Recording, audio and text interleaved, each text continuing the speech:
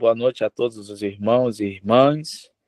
Vamos dar continuidade aqui à nossa leitura do livro A História da Igreja, do nosso irmão André Miller. Partindo deste parágrafo. Licença. Números. Macintosh.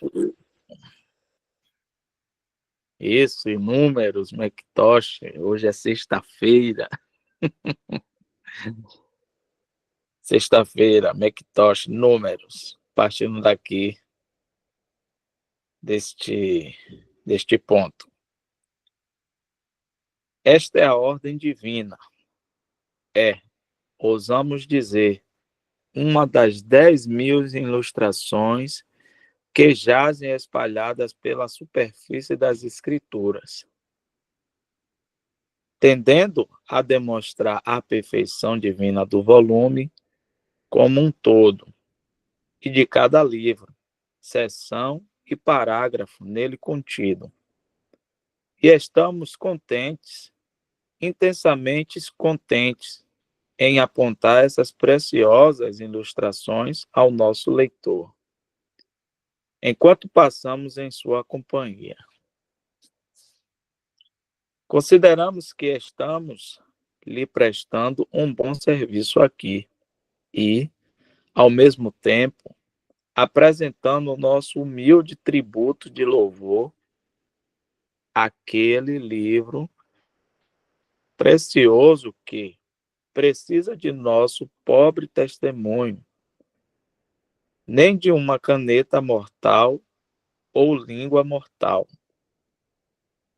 Mas ainda assim, é nossa alegria prestar o testemunho diante dos múltiplos, mas fúteis ataques do inimigo à sua inspiração.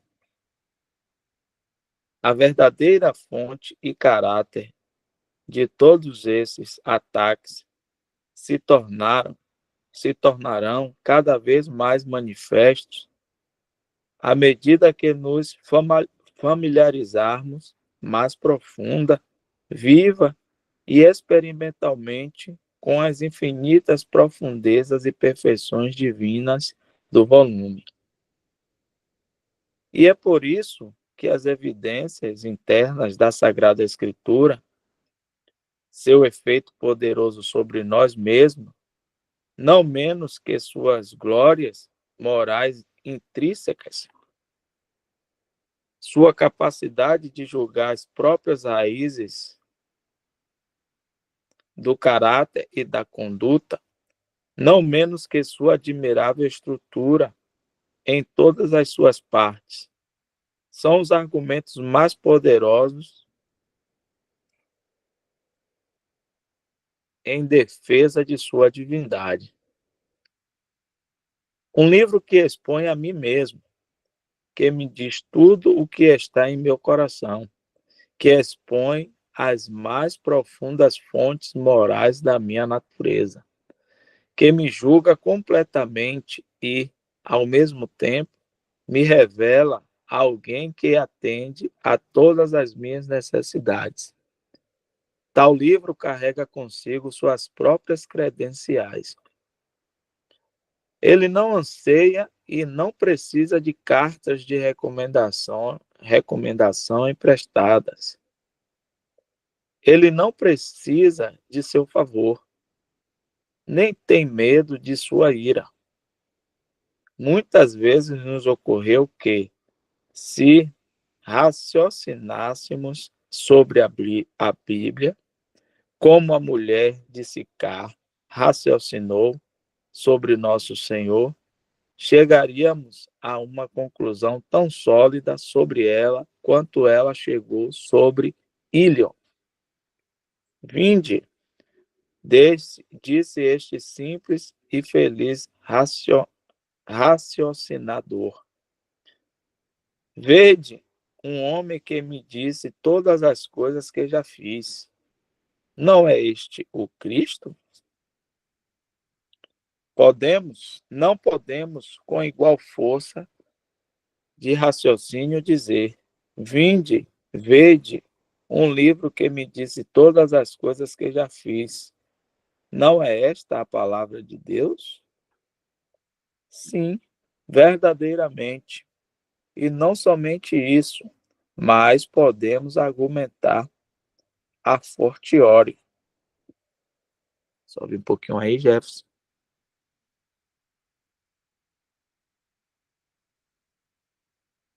Na medida em que o livro de Deus não somente nos diz tudo o que já fizemos, mas tudo o que pensamos e tudo o que dizemos e tudo o que somos. Vê Romanos capítulo 3, versículos 10 a 18 e Mateus capítulo 15, verso 19. A gente podia abrir essa referência para dar uma olhadinha, né? Rapidinho, Jefferson. Romanos capítulo 3,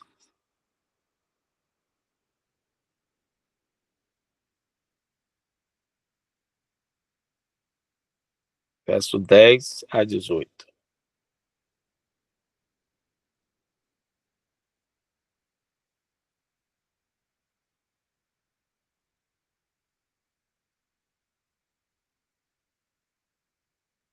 Como está escrito, não há um justo, nem um sequer. Não há ninguém que entenda, não há ninguém que busque a Deus. Todos se extraviaram e juntamente se fizeram inúteis. Não há quem faça o bem, não há nenhum só. A sua garganta é um sepulcro aberto, com as suas línguas tratam enganosamente. Peçonha de áspides está debaixo de seus lábios, cuja boca está cheia de maldição e amargura. Os seus pés são ligeiros para derramar sangue. Em seus caminhos há destruição e miséria. E não conheceram o caminho da paz. Não há temor de Deus diante de seus olhos.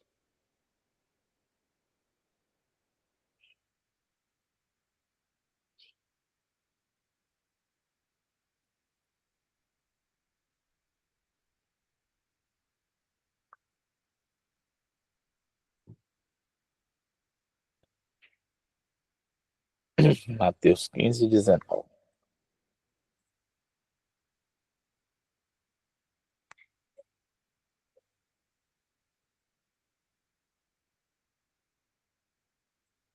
Porque do coração procedem os maus pensamentos, mortes, adultérios, prostituição, furtos, falsos testemunhos e blasfêmias.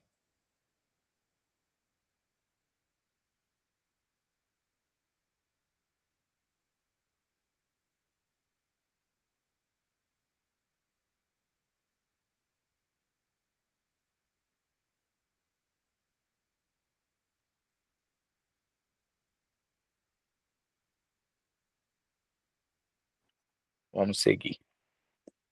Nelas, valorizamos cada argumento e cada evidência calculada para fortalecer os fundamentos da confiança do coração na inspiração divina da Sagrada Escritura. E, com toda certeza, temos abundância desse material. A própria história do livro em si, com todos os seus fatos marcantes, fornece um amplo fluxo tributário para aumentar a maré de evidências. A história de sua composição, a história de sua preservação, a história de sua tradução de língua para língua, a história de sua circulação por todo o vasto domínio da terra. Em uma palavra, toda a sua história, superando a fábula e ainda assim verdadeira. Forma um argumento poderoso em defesa de sua origem divina. Temos, por exemplo, aquele fato de interesse mais imponente, a saber, ter sido mantido por mais de 1000 anos, sob a custódia daqueles que o teriam consignado de bom grado, se pudessem, ao esquecimento eterno. Não é um fato revelador? Sim, e há muitos fatos assim na história maravilhosa deste volume inigualável e inestimável. Mas depois de permitir uma margem tão ampla quanto for desejada, na qual inserir o valor das evidências externas, retornarmos com decisão inabalável à nossa declaração de que as evidências internas, as provas a serem colhidas do próprio livro, constituem uma defesa tão poderosa quanto possível para conter a maré de oposição cética e infiel. Pode subir, Jefferson?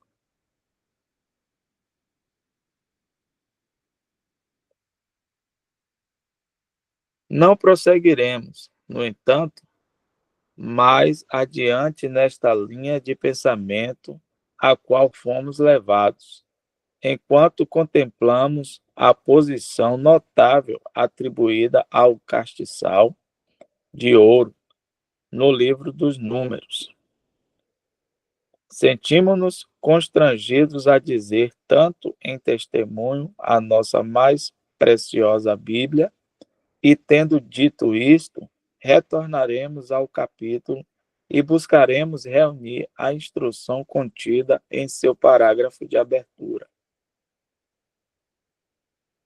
E o Senhor falou a Moisés, dizendo: Fala a Arão e diz-lhe: Quando acenderes as lâmpadas, as 7 lâmpadas darão luz defronte do candelabro.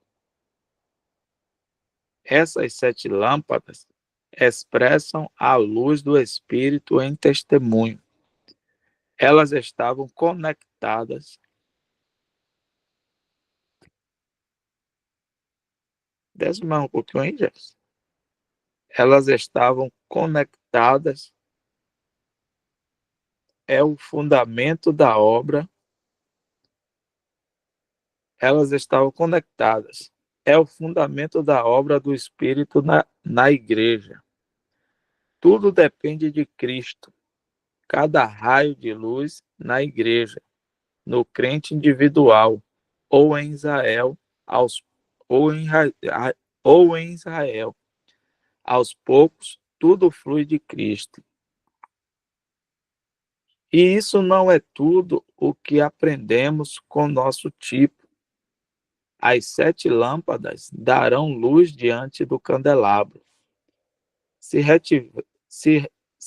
revestíssemos essa figura na linguagem do Novo Testamento, deveríamos citar as palavras de nosso Senhor quando ele nos diz: Assim resplandeça a vossa luz diante dos homens, para que vejam as vossas boas obras e glorifiquem a vosso Pai, que está nos céus. Mateus 5, versículo 16. Onde quer que a verdadeira luz do Espírito brilhe, ela sempre dará um testemunho claro de Cristo. Ela chamará a atenção não para si mesma, mas para Ele. E esta é a maneira de glorificar a Deus. As 7 lâmpadas darão luz diante do candelabro. Esta é uma grande verdade prática para todos os cristãos. A melhor evidência que pode ser oferecida do verdadeiro trabalho espiritual é que ele tende diretamente a exaltar Cristo. Se a atenção for buscada para o trabalho ou o trabalhador, a luz se tornou fraca e o ministro do santuário deve usar os apagadores. Era a província de Arão acender as lâmpadas, e era ele quem as aparava da mesma forma. Em outras palavras, a luz que, como cristãos, somos responsáveis por produzir, não é apenas fundada em Cristo, mas mantida por Ele, de momento a momento, durante toda a noite. Sem Ele, nada podemos fazer. O eixo de ouro sustentava as lâmpadas, a mão sacerdotal fornecia o óleo e aplicava os apagadores. Tudo está em Cristo, de Cristo e por Cristo. Se os irmãos tiverem algum pensamento, dá um tempinho.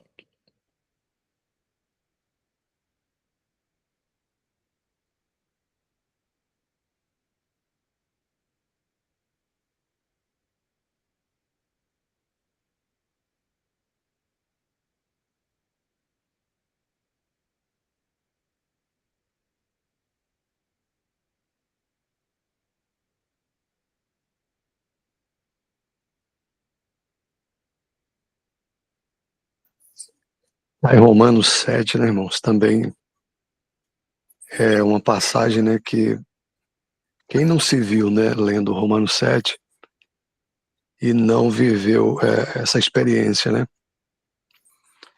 Ali um homem, né, certamente nascido de novo e estava ainda naquela guerra, né?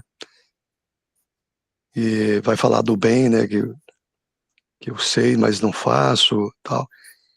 Não me lembro mais exatamente, a memória vai falhando, mas ali mostra muito, né, essa questão, e no final ele termina falando, né, miserável homem que sou. Né? Quem diria isso, né? Uma pessoa que não tem o novo nascimento, ele nunca falaria o que é dito, que é narrado ali, e ainda chegar ao final e concluir daquela forma. Então a gente vê como ele quis mostrar ali que a palavra é o óbvio, né? A palavra é clara como o sol, né, ao meio-dia, né? Tá muito claro. Os argumentos que Deus traz sobre nós, sobre tudo, tanto a parte interna como a externa, tá ali, tá em toda a palavra. Então, como ele vai falar ali, a mulher de Sicar, né? Como não falar que ele é o Cristo, né? Que ele veio de Deus? A mesma coisa a pergunta, né? Como não falar que essa palavra é a palavra de Deus? Quem poderia narrar isso, né? E não aconteceu só com uma pessoa. Eu tenho certeza que todos os irmãos aí certamente já passaram por isso, por esse diálogo aí de Romanos 7, né? Puder ler aí, irmão Alexandre, por favor. Sim. Miserável homem que sou, quem Não, me não, não. livra Digo lá do início, né? Se puder, né? de qual versículo, irmão, mais precisamente?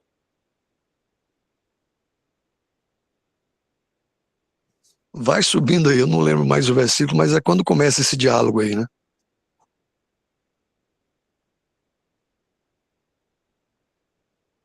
Vai Não, subindo pode aí. voltar, pode voltar. É quase, acho que é no Eu início, vou. quase.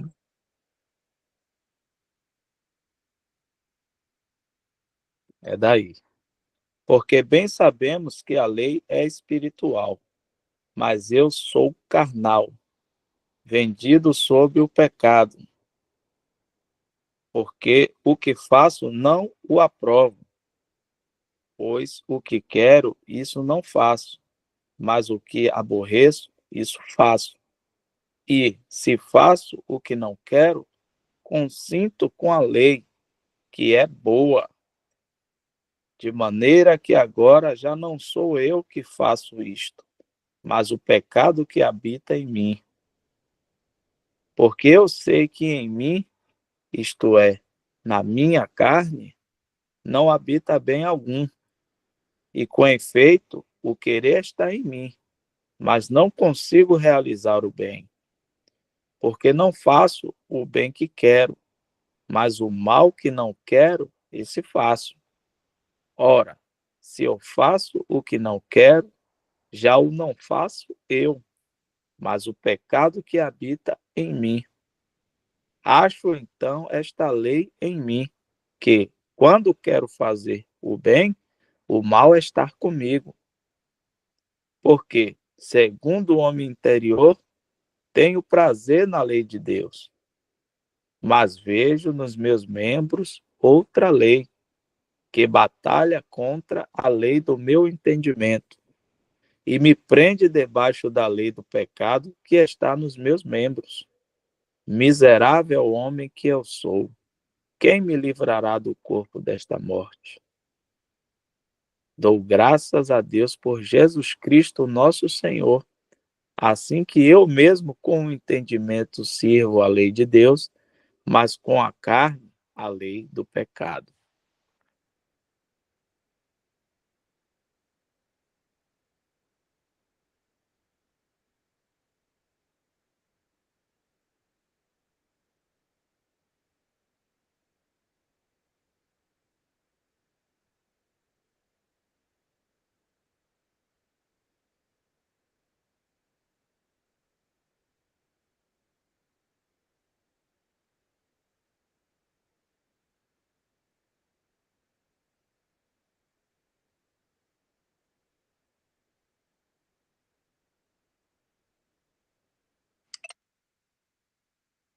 Vamos seguir?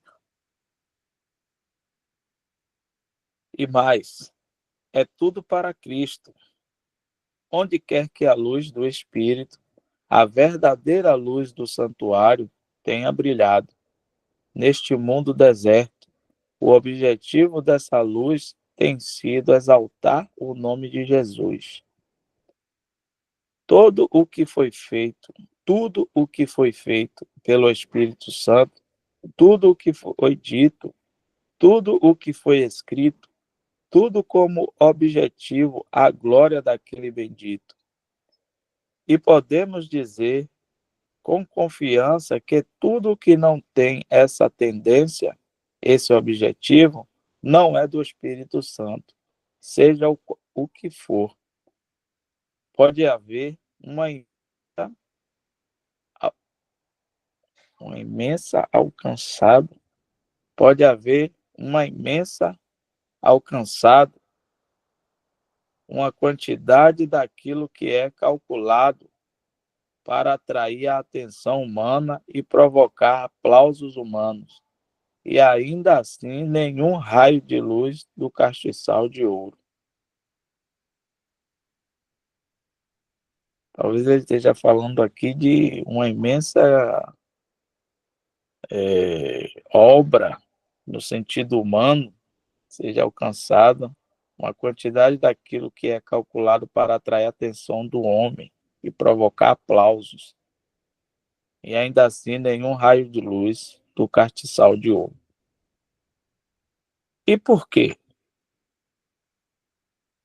Porque a atenção é buscada para o trabalho ou para aqueles envolvidos nele.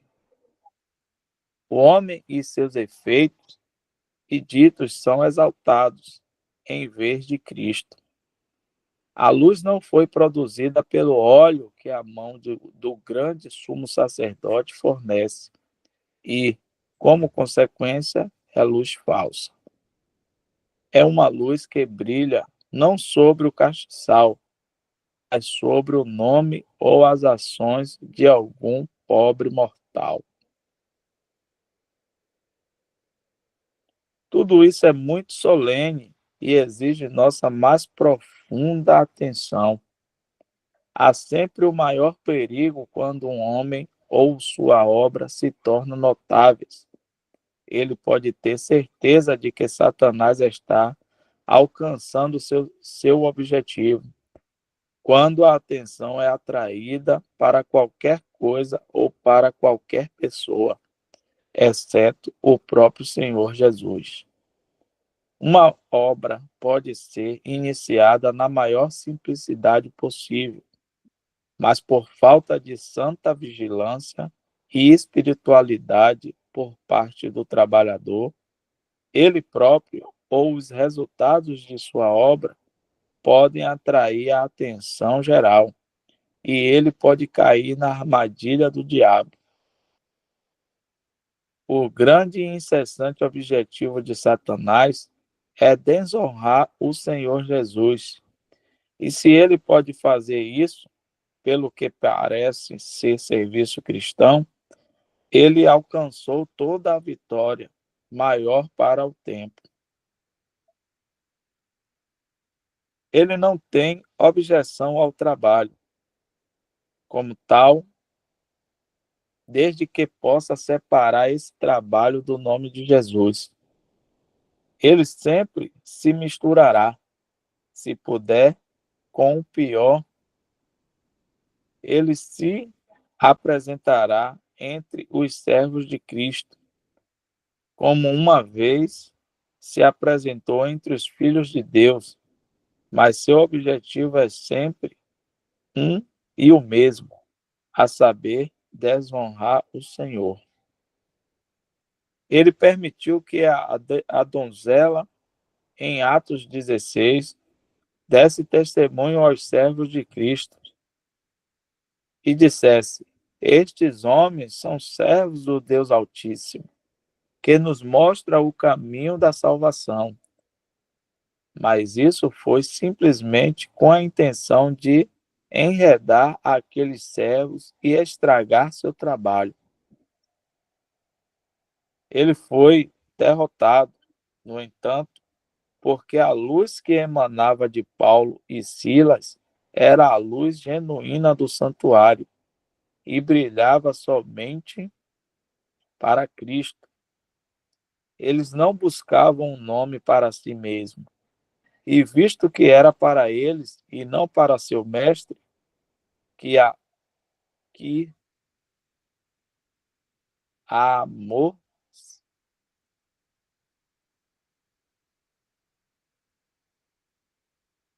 parece que está cortado, aí fica difícil.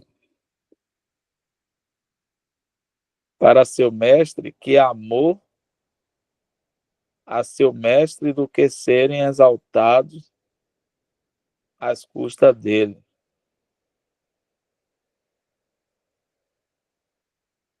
Este é um belo exemplo para todos os obreiros do Senhor. E se nos voltarmos por um instante para Atos 3, encontraremos outra ilustração muito marcante. Ali, a luz do santuário brilhou na cura do coxo, e quando a atenção foi atraída sem ser procurada para os obreiros, encontramos Pedro e João imediatamente, com santo zelo, retirando-se para trás de seu glorioso mestre e dando todo o louvor a ele. E, como o coxo que fora curado segurasse Pedro e João, todo o povo correu para eles, no pórtico chamado de Salomão, grandemente atônito. E Pedro, vendo isso, respondeu ao povo: varões israelitas, por que vos admirais disto? Ou por que olhais tão intensamente para nós, como se por nosso próprio poder ou santidade tivéssemos feito este homem andar? O Deus de Abraão, de Isaque e de Jacó, o Deus de nossos pais, glorificou a seu Filho Jesus. Aqui temos, de fato, as 7 lâmpadas dando sua luz diante do candelabro, ou, em outras palavras, a exibição cétupla ou perfeita da luz do Espírito em testemunho distinto ao nome de Jesus. Porque, se disseram esses vasos fiéis da luz do Espírito, olhais tão seriamente para nós, não há necessidade de apagadores aqui. A luz não diminuiu. Foi, sem dúvida, uma ocasião que os apóstolos poderiam ter aproveitado para a sua própria conta, se tivessem dispostos. Foi um momento em que eles poderiam ter cercado seus próprios nomes com um halo de glória. Eles poderiam ter se elevado a um pináculo de fama e atraído ao seu redor o respeito e a veneração de milhares de admiradores, se não adoradores. Mas se tivessem feito isso, teriam roubado o seu mestre, falsificado o testemunho, entristecido o Espírito Santo e trazido sobre si o justo julgamento daquele que não dará sua glória a outro.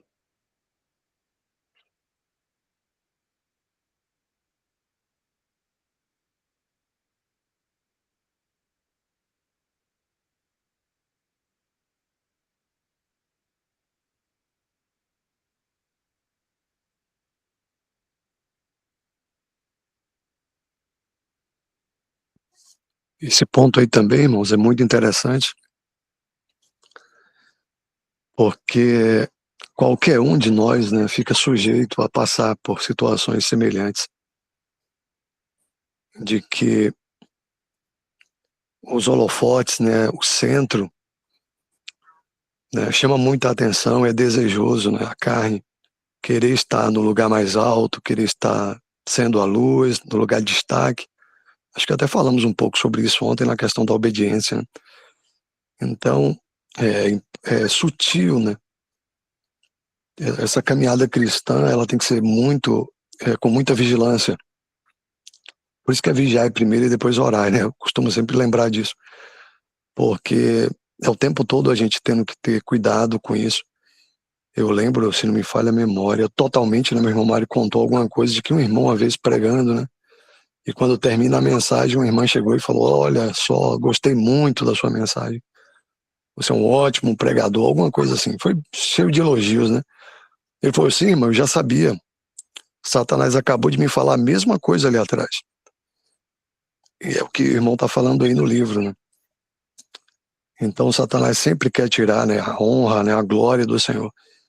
E se realmente não estivermos atentos, vigilantes, a gente pode cair nessa, né? Porque a carne adora ser elogiada, né, ser motivada, e a gente sempre fica em busca de atenção, em busca de aprovação, e aí a gente pode também correr nesse erro, e é um erro grave, né? Porque a luz é o Senhor, a luz tem que ser do Senhor, Ele é a luz, né?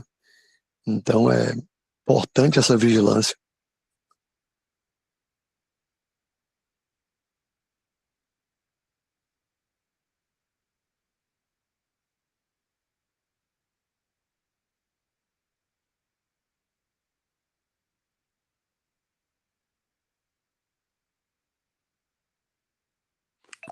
Muito, muito, muito, muito importante mesmo. O servo ele tem que sempre estar trabalhando para o seu Senhor. A gente lembra de João Batista, né, quando perguntaram se ele era o Cristo, e ele vai dizer que não era o Cristo, mas que se alegrava em ser amigo. Se eu não me engano, se algum irmão lembrar desse versículo aí, mas se alegrava ser amigo do Senhor. Se eu não me engano, ele fala que do casamento, o marido é quem tem a esposa, mas os amigos se alegram, uma coisa desse tipo que me veio à memória aqui, e é um caráter do Espírito Santo, ser servo. Ele está aqui na terra, a gente vê os irmãos sempre falando sobre isso, sobre esse caráter do Espírito Santo, que ele está no caráter de servo, e ele sempre vai levar os holofortes, sempre vai levar a atenção para Cristo, para o nome do Senhor Jesus Cristo. Então, acho que é até um alerta para a gente assim. Se a gente quer saber se algo está sendo do Espírito Santo, se o irmão está falando algo que é do Espírito Santo, ele tem que estar glorificando o nome do Senhor Jesus. Tem que estar tirando ele de cena, o próprio de cena, e glorificando o nome do Senhor Jesus. O que Isaac falou aí é muito importante, porque, né, na nossa caminhada cristã, e a gente pregar o evangelho nos lugares, e o Senhor pede que façamos isso, né? Vai dizer lá, se eu não me engano, em 1 Timóteo, capítulo 2, e querem que faça orações, deprecações, por todos os homens, em todos os lugares, que isso é bom e agradável diante de Deus, que deseja que todos os homens se salvem. Então, toda vez que a gente tem a oportunidade de estar levando o evangelho, de estar falando do amor de Cristo, daquilo que ele fez, entregando sua própria vida para salvar pecadores. 1 Timóteo, 2 Timóteo, irmão. E ele fala, acho que é 2 Timóteo, irmão, acho que é segunda, não?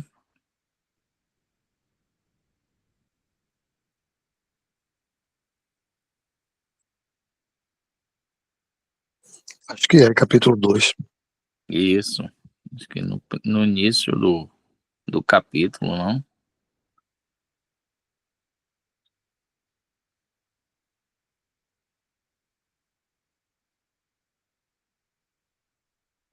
Não, acho que não é aí, não. Vai descendo mais aí para ver.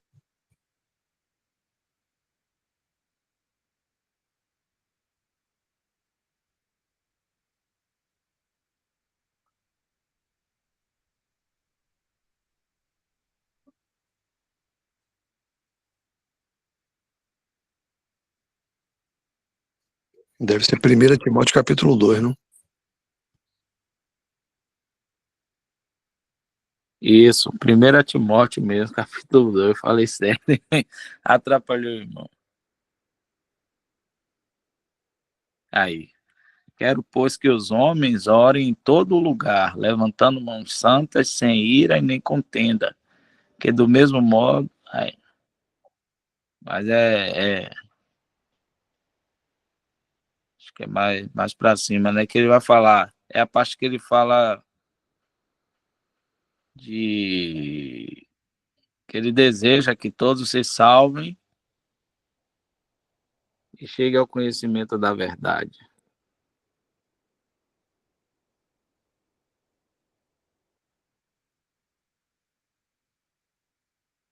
Isso. Aí sobe mais um pouquinho, já, se for pegar do contexto, ele fala das orações, é os primeiros. Isso.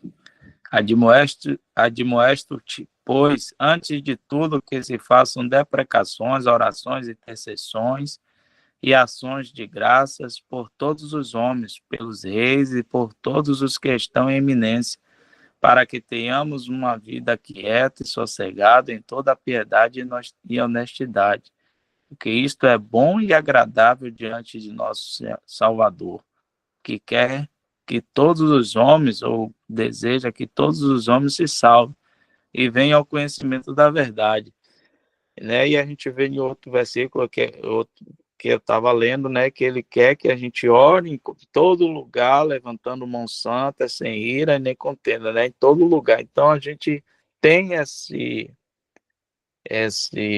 essa incumbência, vamos dizer assim, do Senhor para estarmos, né, aproveitando as oportunidades e estar pregando o evangelho e estar orando, né, levando o evangelho aos perdidos.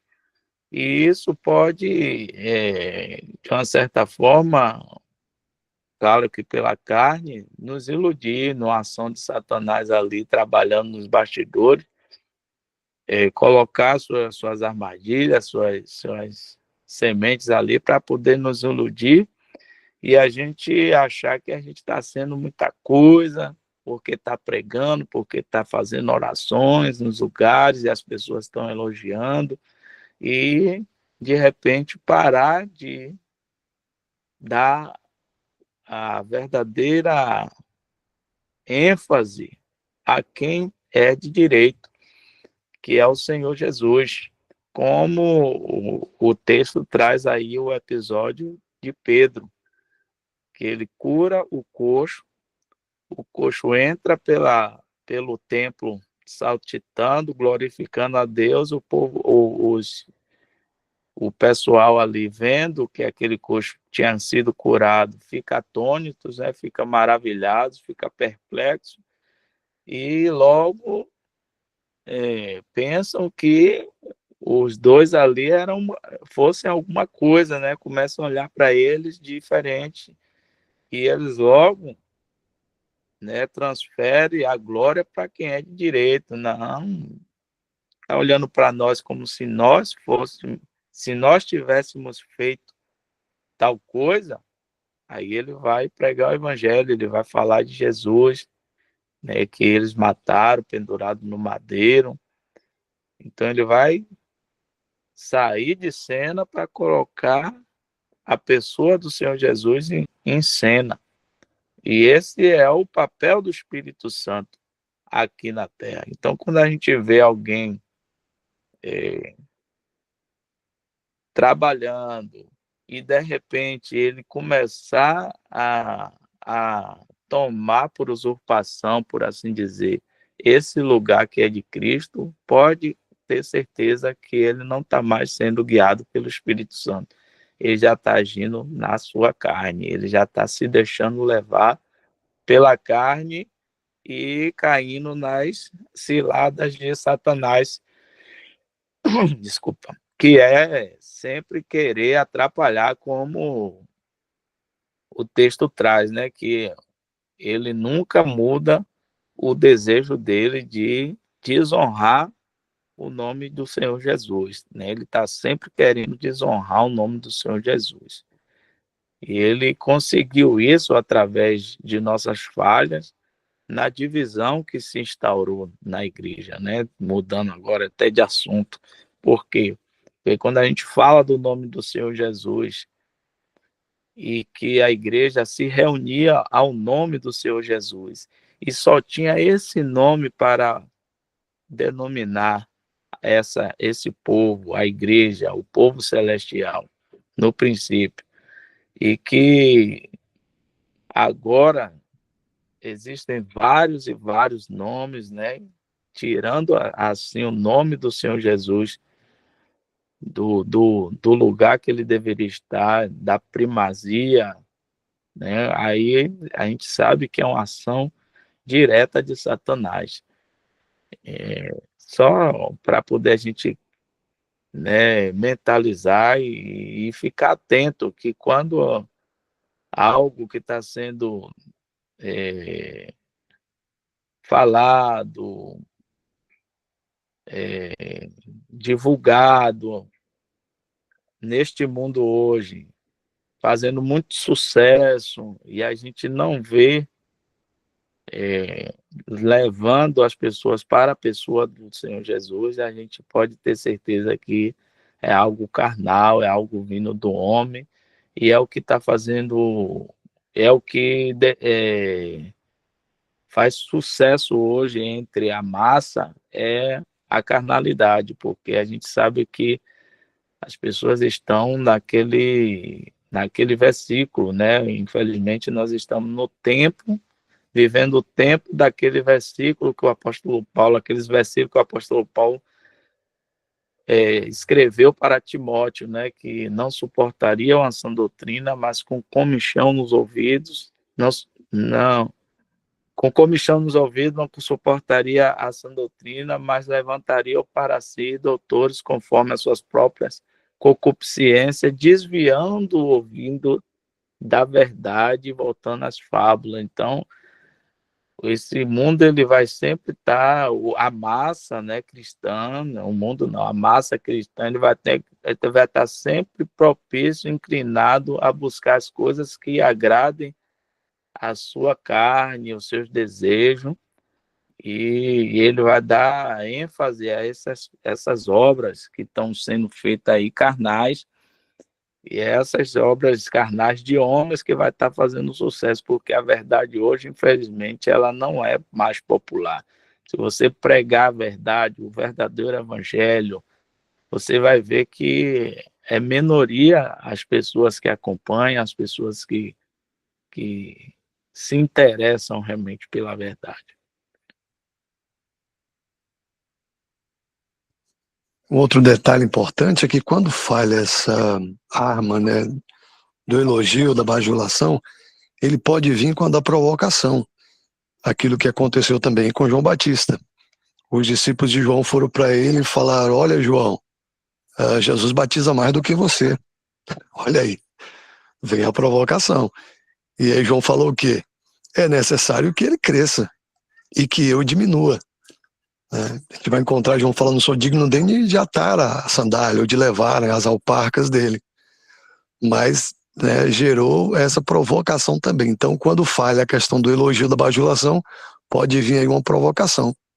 Né? Então, a gente é vigiar o tempo todo.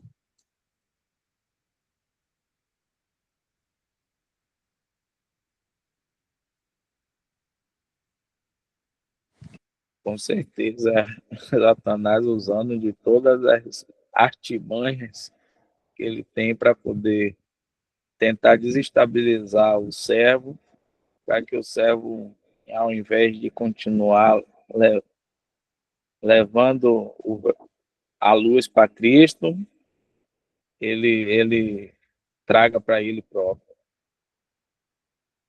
Inclusive, isso pode acontecer conosco, né? Aquele irmão fala mais do que você. A mulher pode falar, um filho, alguém, um amigo, outro irmão. E rapaz, aquele irmão sabe falar mais do que você, aquele irmão ali. E a gente lembrar de João Batista. É necessário que ele cresça e que eu diminua.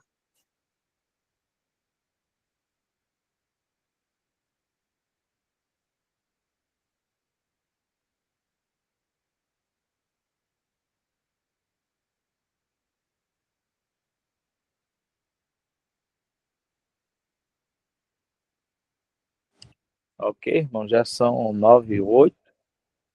Se algum dos irmãos não tiverem mais nenhum pensamento para apresentar aí, a gente pode continuar desse parágrafo que a gente parou na próxima semana. O que é que os irmãos acham?